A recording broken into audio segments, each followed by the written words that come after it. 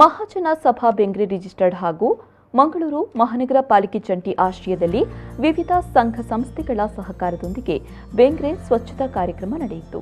ಈ ವೇಳೆ ಮಂಗಳೂರು ಮಹಾನಗರ ಪಾಲಿಕೆ ಮೇಯರ್ ಪ್ರೇಮಾನಂದ್ ಶೆಟ್ಟಿ ಮಾತನಾಡಿ, ಈ ಸ್ವಚ್ಛತಾ ಕಾರ್ಯಕ್ರಮವು ಮಾರ್ಚ್ 7ರವರೆಗೆ ನಡೆಯಲಿದ್ದು ವಿವಿಧ ಸಂಸ್ಥೆಗಳ ವಿದ್ಯಾರ್ಥಿಗಳು ಕೈಜೋಡಿಸಲಿದ್ದಾರೆ. ಮಹಾಜನ ಸಭಾ ಬೆಂಗ್ರೆ ಅವರಿಂದ ಈ ಕಾರ್ಯಕ್ರಮ ನಡೀತಾ ಇದೆ, ಇವರಿಗೆ ಅಭಿನಂದನೆ ಸಲ್ಲಿಸುತ್ತೇನೆ. ಸ್ವಚ್ಛ ಭಾರತ ಪರಿಕಲ್ಪನೆಯಲ್ಲಿ ಎಲ್ಲೆಡೆ ಸ್ವಚ್ಛತಾ ಕಾರ್ಯಕ್ರಮ ನಡೀತಾ ಇರುವುದು ಸಂತೋಷ ತಂದಿದೆ ಅಂತ ಮೆಚ್ಚುಗೆ ವ್ಯಕ್ತಪಡಿಸಿದರು. ನಮಗೆಲ್ಲರಿಗೂ ತಿಳಿದ ಹಾಗೆ ಸ್ವಚ್ಛ ಭಾರತದ ಕಲ್ಪನೆಯಡಿಯಲ್ಲಿ ಈ ದೇಶವ್ಯಾಪ್ತಿ ಬಹಳ ಪ್ರಾಮುಖ್ಯವಾಗಿ ಜನರಿಗೆ ಈ ಸ್ವಚ್ಛತೆಯ ಬಗ್ಗೆ ಅರಿವು ಮೂಡಿಸುವಂತಹ ದೊಡ್ಡ ಮಟ್ಟದ ಒಂದು ಅಭಿಯಾನ ಕಾರ್ಯಕ್ರಮ ನಡೀತಾ ಇದೆ. ಸರ್ಕಾರದ ಕಡೆಯೂ ಕೂಡ ಹಂತ ಹಂತವಾಗಿ ಬೇರೆ ಬೇರೆ ಸ್ವರೂಪದಲ್ಲಿ ಈ ಸ್ವಚ್ಛತೆಗೆ ಬಗ್ಗೆ ಕಾರ್ಯಕ್ರಮಗಳನ್ನು ಸರ್ಕಾರ ಹಾಕಿಕೊಂಡಿದೆ. ಅದು ಕೇಂದ್ರ ಸರ್ಕಾರದಿಂದ ರಾಜ್ಯ ಸರ್ಕಾರದಿಂದ ನೇರವಾಗಿ ಸ್ಥಳೀಯ ಸಂಸ್ಥೆಗಳಿಂದ ಇದು ಅನುಷ್ಠಾನಗೊಳ್ಳುತ್ತೆ. ಸರ್ಕಾರದಿಂದ ನೇರವಾಗಿ ದೊಡ್ಡ ಸಂಖ್ಯೆಯಲ್ಲಿ ಅಥವಾ ಬಹಳ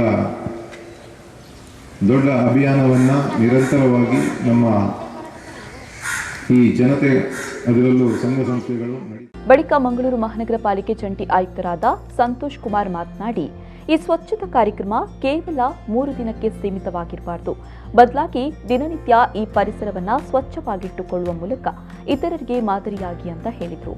ಮಹಾನಗರ ಪಾಲಿಕೆ ಆಗಿರ್ಬೋದು ಮತ್ತು ಮಹಾಜನ ಸಂಸ್ಥೆ ಆಗಿರ್ಬೋದು ಮತ್ತು ಇಲ್ಲಿ ಸೇರಿರುವಂಥ ಏನು ಅಲೋಷಿಯಸ್ ಕಾಲೇಜ್ನವರು ಮತ್ತು ನಾಗರಿಕರಿದ್ದೀವಿ, ನಾವು ಈ 3 ದಿನ ಮಾತ್ರ ಮಾಡ್ತೇವೆ. ಆದರೆ ನಿರಂತರವಾಗಿ ಇಲ್ಲಿ ವಾಸಿಸಿರುವಂಥ ಪ್ರತಿಯೊಬ್ಬರು ನಾಗರಿಕರಿಗೆ ವೈಯಕ್ತಿಕವಾಗಿ ಜವಾಬ್ದಾರಿ ಆಗಿರುತ್ತೆ. ಹೇಗೆ ನೀರಿನಿಂದ ದಡಕ್ಕೆ ಸೇರುವಂಥ ಆ ವ್ಯಕ್ತಿಗೆ ಸಂಬಂಧಪಟ್ಟಿರುತ್ತೋ ಅದೇ ರೀತಿಯಲ್ಲಿ ಇಲ್ಲಿರುವಂಥ ಪರಿಸರವನ್ನು ಸ್ವಚ್ಛವಾಗಿ ಮತ್ತು ತಮ್ಮ ಸುತ್ತಮುತ್ತ ಪರಿಸರವನ್ನು ಹೇಗೆ ಇಟ್ಕೊಳ್ಬೇಕನ್ನೋದನ್ನು ತಮ್ಮ ಜವಾಬ್ದಾರಿಯಾಗಿರುತ್ತೆ. ಬಳಿಕ ಮಹಾಜನ ಸಭಾ ಬೆಂಗ್ರೆ ರಿಜಿಸ್ಟರ್ಡ್ ಹಾಗೂ ಮಂಗಳೂರು ಮಹಾನಗರ ಪಾಲಿಕೆ ಜಂಟಿ ಆಶ್ರಯದಲ್ಲಿ ವಿವಿಧ ಸಂಘ ಸಂಸ್ಥೆಗಳ ಸಹಕಾರದೊಂದಿಗೆ ಬೆಂಗ್ರೆ ಸ್ವಚ್ಛತಾ ಕಾರ್ಯಕ್ರಮ ನಡೆಯಿತು.